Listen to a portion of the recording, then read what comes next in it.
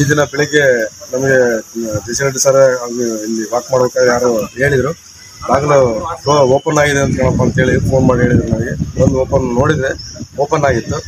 Open ಆದಾಗ ನಾವು ಒಳಗೆ ಹೋಗಿ ಇಬ್ಬರು ಮಾತ್ರ ಹೋಗಿ ಎಲ್ಲ ನೋಡಿದರು, ಏನು ಮುಟ್ಲಿಲ್ಲ. ಎಲ್ಲ ಚೆಕ್ ಮಾಡಿ ಎಲ್ಲನೂ ಸಮೇತ ಗೆಬರಾಡಿದ್ದಾರೆ. ಅಲ್ಲಿ ಯಾವುದೇ ರೀತಿಯಾದ ಅಮೌಂಟು ದುಡ್ಡು ಯಾವುದೇ ಬಂಗಾರದ ಏನು ಸಮೇತ ಇರಲಿಲ್ಲ. ಇಲ್ಲದಕ್ಕೋಸ್ಕರ ಎಲ್ಲರೂ ಸಮೇತ ಅವ್ರನ್ನ ಅಟೆಂಪ್ಟ್ ಮಾಡಿರೋ ಅನ್ನೋದು ಕಂಡು ಬರುತ್ತೆ.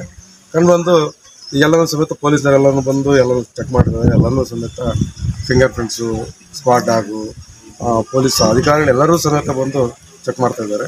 ಇಲ್ಲಿ ನಾವು ಕೇಳ್ಕೊಳ್ಳೋದು ಎಲ್ಲರೂ ಸಮೇತ ಸಾರ್ವಜನಿಕರಲ್ಲಿ ಕೇಳ್ಕೊಳ್ಳೋದಂದರೆ, ಒಂದು ವೇಳೆ ನಾವು ಯಾವುದೇ ಮನೆಯವರಾಗಲಿ ಎಲ್ಲಾದರೂ ಹೋಗೋದಾದರೆ ನೈಟ್ ಎಲ್ಲ ಹೋಗ್ಬೇಕಾದ್ರೂ ಸಮೇತ ನಮ್ಮ ಒಡವೆ ಬಂಗಾರ ಮತ್ತು ದುಡ್ಡು ಏನೇ ಇರಲಿ, ಬೆಲೆ ಬಾಳೋದು ಏನೇ ಇದ್ರೂ ಸಮೇತ ಅವನ್ನು ಜೊತೆಯಲ್ಲೇ ತೊಗೊಂಡೋಗ್ಬೇಕು. ಆನಂತರ ಒಂದು ದಿವಸ 2 ದಿವಸ ಲೇಟಾಗಿ ಎಲ್ಲರೂ ಬೇರೆ ಕಡೆ ಹೋಗ್ತಾ ಇದ್ದೀವಿ ಅಂತಂದ್ರೆ ಪೊಲೀಸ್ನವ್ರಿಗೆ ಇನ್ಫಾರ್ಮ್ ಮಾಡಿದರೆ ಈ ಥರ ಮತ್ತೆ ಮರುಕಳಿಸ್ತಿದ್ದಂಗೆ ಆಗುತ್ತೆ ಅನ್ನೋದನ್ನು ಎಲ್ಲರಿಗೂ ಸಮೇತ ದಯವಿಟ್ಟು ಕೇಳ್ಕೊಳ್ತೀವಿ. ಇದನ್ನು ಸಮೇತ ಪೊಲೀಸರು ಎಲ್ಲರೂ ಸಮೇತ ಎನ್ಕ್ವೈರಿ ಮಾಡ್ತಾ ಇದ್ದಾರೆ.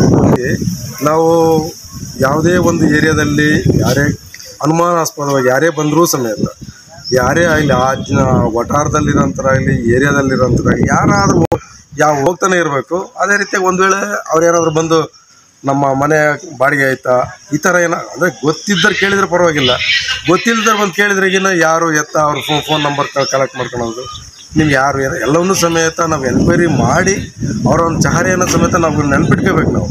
ಯಾಕೆಂದರೆ ಅದು ಆ ಒಂದು ನಮಗೆ ಇದ್ರ ಬಾಡಿಗೆಗೋಸ್ಕರ ಕೇಳ್ಕೊಂಡು ಬಂದು ನಮ್ಮದನ್ನೆಲ್ಲನೂ ಸಮೇತ ಇನ್ಫಾರ್ಮೇಷನ್ ಎಲ್ಲನೂ ಸಮೇತ ಗ್ಯಾದರ್ ಮಾಡ್ಕೊಂಡು ಹೋಗ್ತಿರ್ತಾರೆ. ಅದನ್ನೆಲ್ಲನೂ ಸಮೇತ ನಾವು ಜಾಗೃತರಾಗಬೇಕಂತ